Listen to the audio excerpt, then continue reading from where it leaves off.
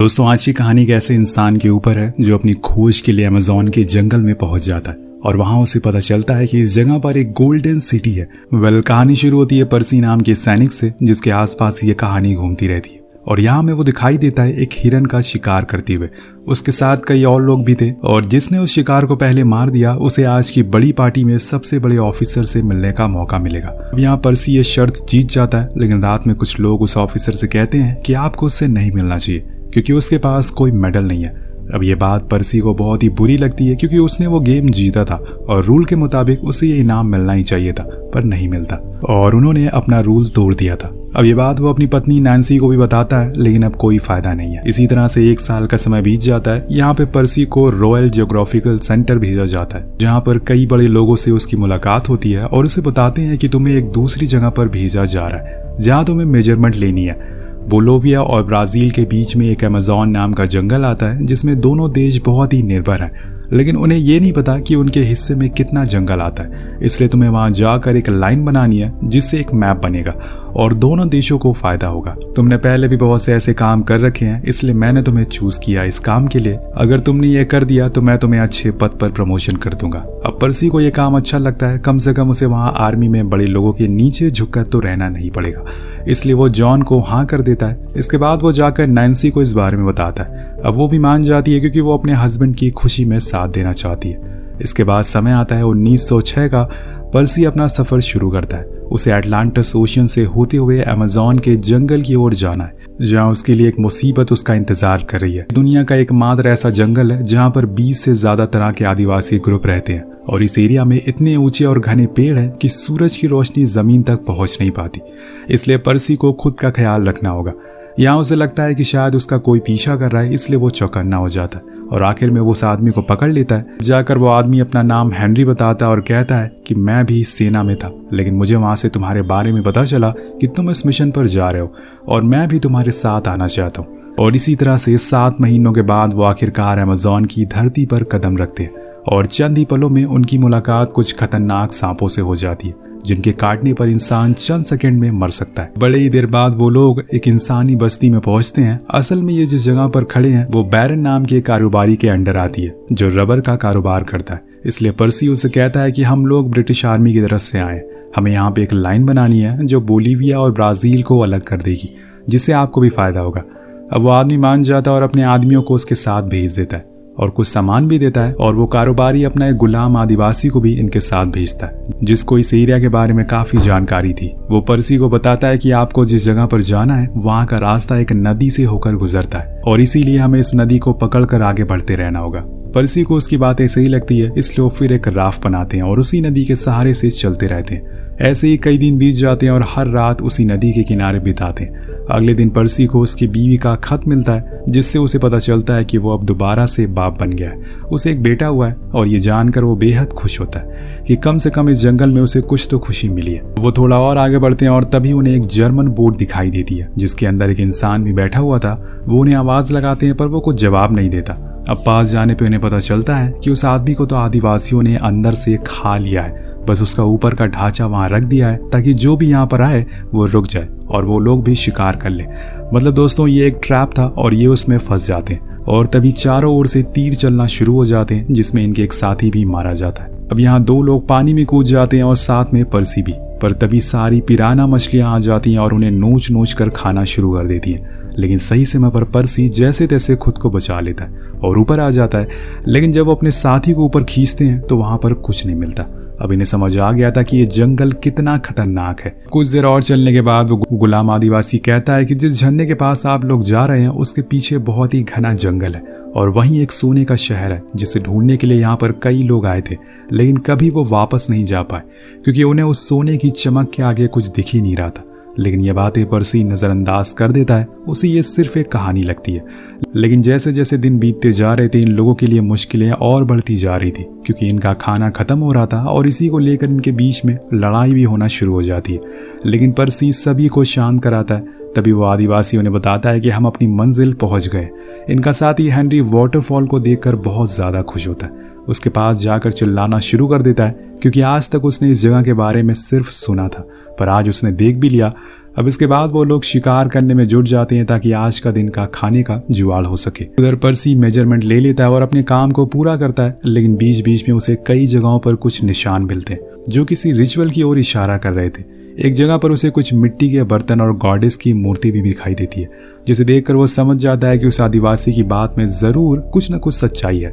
लेकिन अभी इस टाइम वो मजबूर है कि वो उस चीज को ढूंढ नहीं सकता। लेकिन ये सारी चीजें देखकर उसके अंदर अब क्यूरोसिटी बढ़ जाती है कि वो उस सोने के शहर को ढूंढेगा, क्योंकि वो निशान और सबूत उसे साफ बता रहे थे कि यहाँ पे बहुत कुछ एग्जिस्ट करता है। और यही बातें वो हेनरी को भी बताता है और कहता है कि शायद यहाँ आसपास एक ऐसा शहर है जिसे खोज लेने पर हम पूरी दुनिया की भूख मिटा सकते हैं। लेकिन अभी उन्हें घर जाना है, इसलिए वो राफ को लेकर वापस घर आ जाते हैं और यहाँ महीनों का सफर करने के बाद फाइनली वो लंदन पहुंच जाते हैं, जहाँ पर पर्सी की फैमिली उसका वेट कर रही थी। सभी लोग उसे देखकर बहुत खुश होते हैं, क्योंकि पर्सी ने काम पूरा कर लिया था। लेकिन उसके दिमाग में अब कुछ और ही चल रहा था, वो था the lost gold city. London आने पर उसके लिए एक डिनर पार्टी रखी जाती है, जहाँ पर जॉन के साथ कई ऐसे लोग आए हुए थे। वहाँ उसकी मुलाकात एक मोरीन नाम के आदमी से होती है, जो काफी अमीर था। इसके बाद एक मेजर कॉन्फ्रेंस होती है, जिसमें बड़े बड़े रॉयल लंदन के लोग मौजूद थे। वहाँ पर्सी उस जगह के पाई गई चीजों के बारे में सभी को बताता है, और ये भी बताता है कि मुझे वहाँ एक सोने के शहर के बारे में पता चला, जो कि वहाँ पे मौजूद है। अब इस चीज के बारे में मेरे पास पक्का सबूत है, लेकिन सभी लोग उसकी बातें सुनकर हंसने लगते हैं। एक आदमी खड़े होकर कहता है कि अमेज़न के जंगल में ऐसे लोग रहते हैं जो इंसानों को मार कर खा जाते हैं। ऐसे में वहाँ जाना असंभव है और हम ऐसे किसी भी प्रोजेक्ट पर पैसे नहीं लगाएंगे।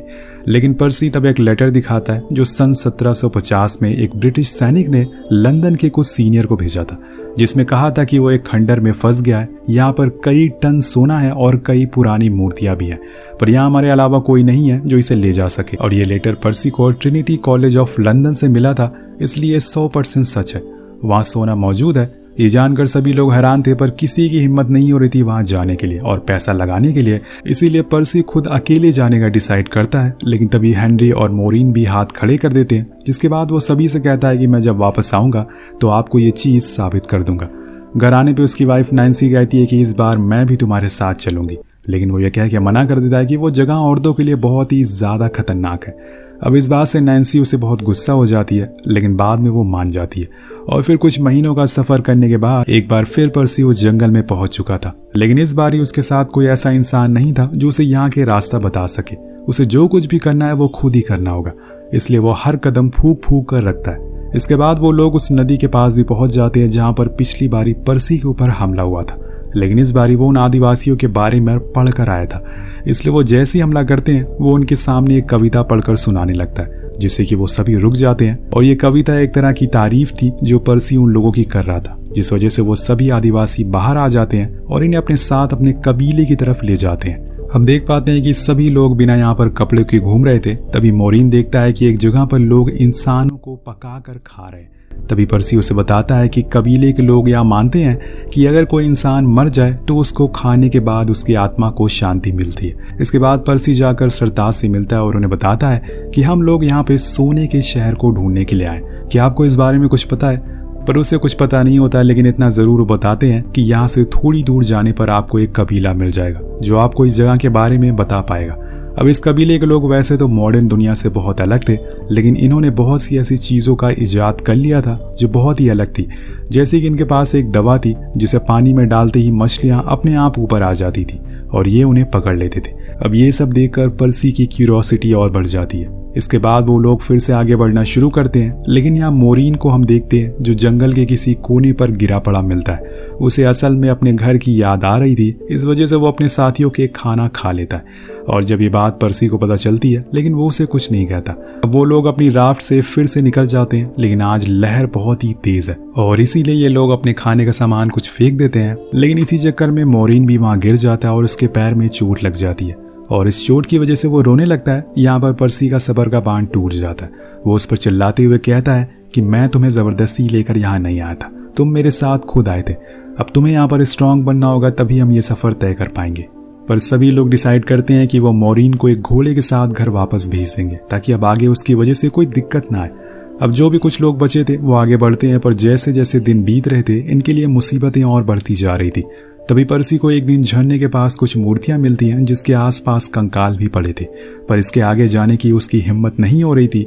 अब जो भी कुछ खाने पीने का सामान था सब खत्म हो गया था, जो सामान बचा था वो खराब हो गया था। इसलिए पर्सी को अब पता चल चुका था कि उसे घर जाना पड़ेगा, लेकिन वो मंजिल के बहुत ही करीब था, पर अगर वो बिना सप्लाई के आगे गया तो मारा जाएगा। इसलिए वो वापस मुड़ जाता और महीनों के सफर के बाद फिर से अपने घर वापस आ जाता है, जहाँ पर वो अपनी फैमिली से मिलता है और बहुत ही खुश होता है। उसका बड़ा बेटा ब्रायन अब थोड़ा बड़ा हो गया है, इसलिए वो उससे काफ़ी बातें शेयर करता है और उसे जंगल की कहानी भी बताता है। अब कुछ दिनों बाद उन्हें रॉयल जियोग्राफिकल सेंटर बुलाया जाता है, जहाँ पर कई बड़े लोग बैठे हुए थे, जिसमें मॉरिन भी था। वो सभी से कहता है कि इन लोगों ने मुझे वहाँ मरने के लिए छोड़ दिया और इसीलिए इन्हें मुझसे माफ़ी मांगनी चाहिए और ये मान लेना चाहिए कि वहाँ पर कोई भी सोने का शहर नहीं है। लेकिन पर्सी ऐसा नहीं करता। वो कहता है कि आपने हमारा सारा खाना खा लिया और वहाँ पर बच्चों की तरह रोने लगे और इसीलिए मेरे साथी नाकामयाब हो गए, वरना हम कुछ ही दूरी पर थे, लेकिन तुम्हारी वजह से हमें वापस आना पड़ा। अब यहाँ उसे एक और बात पता चलती है कि ब्रिटिश आर्मी ने उसे बुला लिया है, क्योंकि अब वर्ल्ड वॉर शुरू हो गया। अब सभी को आर्मी में जाना है, लेकिन ब्रायन उसका बेटा उस पर बहुत चिल्लाता है और कहता है कि आप हमें फिर से छोड़कर जा रहे हैं, आप कभी हमारे साथ नहीं रहते। अब ये बात इतनी बढ़ जाती है कि वो उस पर हाथ भी उठा देता है, लेकिन बाद में माफी मांगता है। अब इसी तरह से समय बीतता रहता है और जंग चलती रहती है। दोनों तरफ से लोग मर रहे थे, लेकिन यहाँ पर्सी को ऐसे लगने लगा था कि शायद उसका जीने का कोई मकसद नहीं है। जब से उसने वो सोने के शहर का ख्वाब छोड़ा है, उसने तो जीना ही छोड़ दिया था। हेनरी आकर उसे बताता है कि रशिया से एक लेडी आई है जो सभी का फ्यूचर बताती है, अगर तुम्हें चलना है तो चलो। पर्सी चला जाता है और वहां जाकर उसे अपना हाथ दिखाता है। वो लेडी बताती है कि तुम अपनी मंजिल से बहुत करीब हो, अगर तुमने खोज जारी रखी तो तुम्हें वो चीज जरूर मिलेगी जो तुम्हें ढूंढने की कोशिश कर रहे हो। अब ये सुनकर पर्सी को एक उम्मीद मिल जाती है कि वो अपनी मंजिल तक पहुंच सकता है। अब दिन आता है 26 सितंबर 1916 का। अब एक बहुत बड़ी दुश्मन की टुकड़ी इनकी तरफ बढ़ रही थी। पर्सी सभी को मोटिवेट करता है कि हमें उन्हें रोकना है, लेकिन तभी अचानक से हमला हो जाता है जिसमें वो डट कर उनका सामना करते हैं। लेकिन इस हमले में, इस जंग में उसकी आंख की रोशनी थोड़ी दिनों के लिए चली जाती है। ये जानकर उसकी वाइफ और उसके बच्चे बहुत ही उदास हो जाते हैं और कुछ ही दिनों बाद वो रिटायरमेंट भी ले लेता है। अब थोड़ी दिनों बाद उसकी रोशनी भी आ गई थी। एक दिन पर्सी के घर पर कुछ अमेरिकन आते हैं जो कहते हैं कि आपकी खोज ने पूरी दुनिया में तबाही मचा दी है। हम वहाँ पर अपनी आर्मी और एयरक्राफ्ट लेकर जा रहे हैं ताकि उस जगह को ढूंढ सके, लेकिन पर्सी मना करता है। इसके बाद वो जाकर अपने बेटे ब्रायन से मिलता है और उसे वही ब्रेसलेट गिफ्ट करता है जो उसे उस कबीले के सरताज ने दिया था। उसका बेटा ब्रायन कहता है कि अगर ये अमेरिकन वहां पहुंच गए तो उस जगह को बर्बाद कर देंगे, उससे पहले ही हमें वहां जाकर उस जगह को ढूंढना पड़ेगा। हम दोनों इस बार साथ चलते हैं। पर्सी को यह जानकर बहुत खुशी होती है कि उसका बेटा उसका सपना पूरा करना चाहता है, इसलिए वो दोनों जाकर नैन्सी से बात करते हैं। अब वो नहीं चाहती कि वो दोनों फिर से अपनी जान खतरे में डालें, लेकिन अपने बेटी की खुशी के लिए वो मान जाती है। अब दोनों प्रेस कॉन्फ्रेंस करते हैं ताकि कोई बड़ी कंपनी इन्हें स्पॉन्सर कर सके, और इसमें एक अमेरिकन बिजनेसमैन इन्हें स्पॉन्सर करने को राजी हो जाता है। जिसके बाद पर्सी जाकर जॉन से मिलता है और कहता है कि आपने ही मुझे वहां सबसे पहले भेजा था और इसके लिए आपका बहुत शुक्रिया। वो उन्हें एक कंपस दिखाते हुए कहता है कि अगर मैंने उस जगह को ढूंढ लिया तो मैं आपको एक कंपस किसी के हाथ यहाँ भिजवा दूंगा, आप समझ जाना कि मुझे मंजिल मिल गई है। इसके बाद दोनों बाप बेटे निकल जाते हैं अपने इस सफर के लिए और महीनों के बाद पहुंच जाते हैं अमेज़न के घने जंगलों में, जहाँ पर वो धीरे धीरे करके आगे बढ़ना शुरू करते हैं। तभी पर्सी नैन्सी को एक लेटर लिखता है जिसमें उसने बताया था कि वो अब पहुंच गया है और धीरे धीरे आगे बढ़ रहा है। यहाँ के कबीले के लोग उसकी मदद कर रहे हैं और उनका बेटा भी बहुत ही बहादुर है, वो किसी भी चीज से डरता नहीं। और हाँ, ये मेरा आखिरी लेटर होगा। इसके बाद इनके साथ जो भी कुछ लोग थे वो अब घर जा चुके थे। अब यही दोनों अकेले बचे थे जो आगे बढ़ रहे थे। तभी उन्हें सामने कुछ कबीले के लोग दिखाई देते हैं जिससे पर्सी बात करने की कोशिश करता है। वो लोग इनकी बात नहीं सुनते और इन्हें मजबूरन वहां से भागना पड़ता है, लेकिन आगे जाकर इन्हें एक और कबीला मिल जाता है और ये दोनों भी उन कबीलों के बीच फंस जाते हैं। दूसरे कबीले वाले लोग इन्हें पकड़कर अपने साथ ले जाते हैं और आपस में बात करते हैं इनकी आत्मा को अब एक नया घर दे देना चाहिए। तब पर्सी अपने बेटे से कहता है कि बेटा डरना मत, तुम्हें कुछ नहीं होगा, ये लोग काफी अच्छे हैं और हमें कुछ नहीं करेंगे। अब देर रात हो जाती है और वहीं उन्हें बैठा कर रखा जाता है। रात होने पर पर्सी कहता है कि बेटा मुझे तुम पर बहुत गर्व है, तुम यहाँ पर मेरे साथ आए हो। अब इसके बाद वो आदिवासी उन्हें कुछ पीने का सामान देते हैं, जिसके बाद ये लोग बेहोश हो जाते हैं और इन्हें फिर उठाकर कहीं ले जाया जाता है। पर्सी के दिमाग में उसकी बीती सारी जिंदगी आ रही थी। उसे पता था कि आज उसका आखिरी दिन है और ये लोग उसे और उसके बेटे को मार देंगे। उधर कई साल बीत जाते हैं और नैन्सी अब बूढ़ी हो चुकी है, पर अभी तक वो दोनों लौट कर नहीं आए। इसलिए वो जॉन के पास जाती है और उनसे कहती है कि वो अभी तक लौट कर क्यों नहीं आए। वो बताता है कि हमने बहुत से लोगों को उन्हें ढूंढने के लिए भेजा, लेकिन वो लोग भी लौट कर नहीं आए, शायद वो वहीं गुम हो चुके हैं। और ये सुनकर वो रोने लगती है और बताती है कि मेरे पास एक ब्राजीलियन आदमी आया था और उस आदमी ने बताया कि उसने उन दोनों को उन आदिवासियों लोगों के साथ देखा था और फिर उसने मुझे एक कंपास दिया। जब उस कंपास को जॉन देखता है तो शॉक होकर खड़ा हो जाता है, क्योंकि जाने से पहले पर्सी ने कहा था कि अगर उसे वो गोल्डन सिटी मिल गया तो वो किसी के हाथ ये कंपास उस तक पहुंचा देगा। यानी कि दोस्तों उसे वो सिटी मिल गया है, लेकिन जैसे कि उस आदिवासी ने कहा था कि जो भी उस सोने के शहर की चमक को देखता है वो कभी वापस लौट कर नहीं आता, तो शायद यहाँ भी वही हुआ होगा या फिर उन दोनों की मौत हो गई होगी। नैन्सी ने पूरी जिंदगी बस उन्हीं के इंतजार में गुजार दी। अब 21 सेंचुरी में कई सारे आर्कियोलॉजिस्ट ने अमेज़न जंगल में कई ऐसे 1000 साल पुराने ब्रिज, घर, टेम्पल पाए जो पूरी तरह से गोल्डन के थे, जो कि उसी तरफ इशारा कर रहे थे कि पर्सी की बात सच थी। आपको क्या लगता है कि पर्सी को वहां सोने का शहर मिला होगा या फिर उन आदिवासियों ने उसे मार दिया? नीचे कमेंट करके जरूर बताएगा। मिलते हैं अगली वीडियो में। पीस।